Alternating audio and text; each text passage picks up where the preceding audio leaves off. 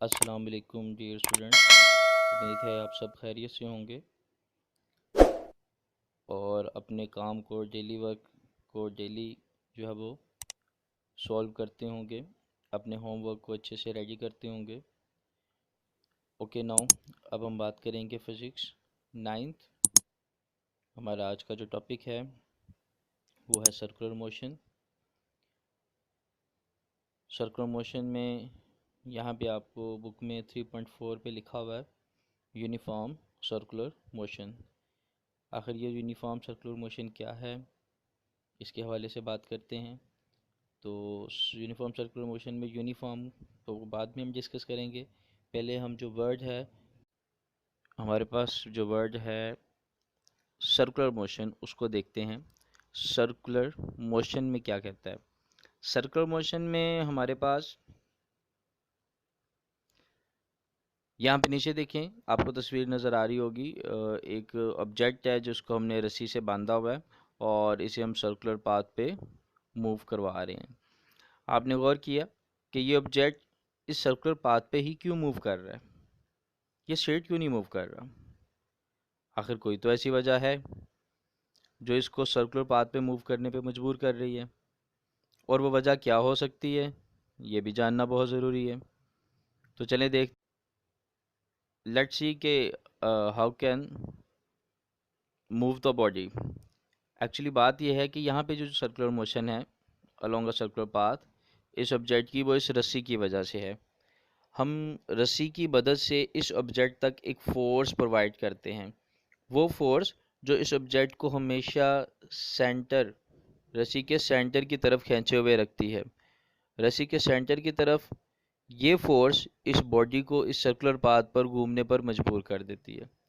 बिल्कुल ऐसा ही है, अगर हम इस ऑब्जेक्ट को सेंटर से फोर्स को ख़त्म कर दें, इस ऑब्जेक्ट के ऊपर जो फोर्स है वो सेंट्रीपिटल फोर्स जिसका हमने नाम दिया है, अगर उसको ख़त्म कर दें तो बॉडी इस सर्कुलर पाथ पर मूव नहीं करेगा, बल्कि वो एक स्ट्रेट मोशन, स्ट्रेट बिल्कुल सीधी हरकत करता हुआ आगे की तरफ मूव कर जाएगा। लेट्स सी, हमारे पास यहाँ पे देखें कि एक बॉडी अगर मूव करता है अलोंग अ सर्कुलर पाथ, और अगर उसकी मोशन चेंज नहीं होती विद रिस्पेक्ट टू टाइम, तो that is called uniform circular motion. Uniform circular motion तब होगी अगर उस ऑब्जेक्ट की स्पीड यूनिफॉर्म हो जाएगी। जाहिर बात है, एक सर्कुलर पाथ पे मूविंग ऑब्जेक्ट की अगर स्पीड यूनिफॉर्म होगी अलोंग अ सर्कुलर पाथ, तो हम उसे क्या नाम देंगे? Uniform circular motion. तो इस तरह से डेफिनेशन क्या बनी?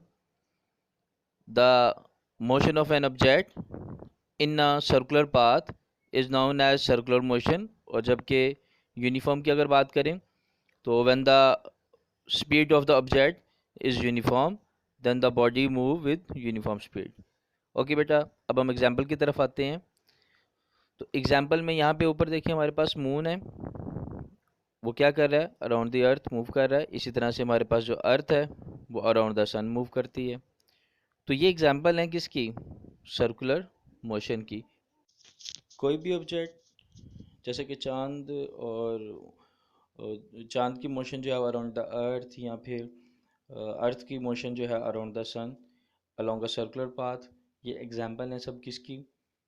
सर्कुलर मोशन की। इस तरह से कोई भी ऑब्जेक्ट जब किसी सर्कुलर पाथ पे मूव करता है तो हम उसको नाम देते हैं सर्कुलर मोशन का। सर्कुलर मोशन में हमारे पास यहाँ पे जो पैराग्राफ है कंसीडर से लेकर ऑनवर्ड यहाँ तक, ये सारी इसकी एक्सप्लेनेशन है और आपने इसको एक्सप्लेनेशन में लिखना है। तो एक्सप्लेनेशन में ये सारी बातें वही इसने कही हैं कंसीडर से, कि consider a body move along a circular path वगैरह वगैरह। जो सारी बातें मैंने अभी आपको ऊपर डिस्क्राइब कर दी हैं वही सारी बातें एक्सप्लेनेशन में यहाँ से onward end of the paragraph तक मौजूद हैं। सेंट्रीपिटल फोर्स में अगर हम बात करें, keep a body moving in a circle, किसी भी बॉडी का सर्कल पाथ पे मूव करना बहुत ज़रूरी है। आगे हमारे पास नेक्स्ट देखें, अगर फर्ज करें एक बॉडी सर्कुलर पाथ में मूव कर रहा है, जैसे यहाँ पे शक्ल में दिखाया हुआ है ए डायग्राम में, तो इसमें उसकी डायरेक्शन क्या होगी? क्या मैं उसको अगर छोड़ देता हूँ तो वो सर्कुलर में ही घूमता हुआ आगे मूव करेगा या फिर एक स्ट्रेट लाइन में मूव करेगा? तो डेफिनेट बात है बेटा, वो एक स्ट्रेट लाइन में ही मूव करेगा। यानी कि जैसे ही हम किसी बॉडी को सर्कुलर पाथ पर घुमाते हुए अचानक छोड़ देते हैं, व्हाट विल हैपन? तो वो बॉडी सर्कुलर पाथ पे घूमता नहीं है, बल्कि क्या करता है, एक स्ट्रेट टेंजेंट के अलॉन्ग मूव करते हुए फॉरवर्ड हो जाता है। यहाँ पे देखें, ये सामने डायग्राम आपको नज़र आ रही है। इस डायग्राम में जो बॉडी है, अगर मैं उसको सर्कुलर पाथ पे मूव करते करते उसकी जो सेंट्रीपिटल फोर्स है जो मैं उसको अपने हाथ से प्रोवाइड कर रहा हूँ, अगर मैं उसको रिलीव कर देता हूँ, छोड़ देता हूँ, ख़त्म कर देता हूँ, तो body not move along the circular path, बल्कि वो एक स्ट्रेट सीधे रास्ते पे हरकत करते हुए मूव कर जाएगा। तो इसका मतलब ये हुआ कि बॉडी में जो सर्कुलर मोशन है वो only is due to the force of centripetal. ये सेंट्रीपिटल कौन सी फोर्स है? ये जो हम अपने हाथ से, आप लोग, ये जो हम अपने हाथ से फोर्स उस बॉडी को एक सर्कुलर पाथ पे मजबूर करने के लिए प्रोवाइड कर रहे थे, that is called centripetal force. Okay जी। अब नेक्स्ट यहाँ पे दो पॉइंट्स थे, एक ऊपर है और एक ये नीचे भी पॉइंट है। इसमें एग्जाम्पल को डिस्कस किया गया है। उससे ऊपर वाले पॉइंट्स में हमारे पास उसकी मोशन के हवाले से डिस्कशन है। तो इसके बाद आपने यहाँ से जो लेट लिखा हुआ है, let a body of mass m move with the uniform speed v in a circle and the radius and so on, यहाँ तक ये जो पैराग्राफ है आपने इसको कंसीडर करना है, और कंसीडर करने के बाद फार्मूले पे आ जाना है। तो फार्मूले में यहाँ पे देखें, A C is equal to V square over R, आपको नज़र आ रहा होगा। ये है सेंट्रीपिटल एक्सेलरेशन। जिस तरह से सेंट्रीपिटल फोर्स है तो सेंट्रीपिटल एक्सेलरेशन भी होगा। अब ये सेंट्रीपिटल एक्सेलरेशन कैसा एक्सेलरेशन है? ये वो एक्सेलरेशन है जो बॉडी में सर्कुलर मोशन की वजह से पैदा होता है, क्योंकि बॉडी के अंदर जो स्पीड है वो तो सर्कुलर स्पीड है, जो है वो वी स्क्वायर ओवर आर है। मैंने अभी बात की थी कि जैसे एक सेंट्रीपिटल फोर्स एक्सेलरेशन भी सेम टू सेम है।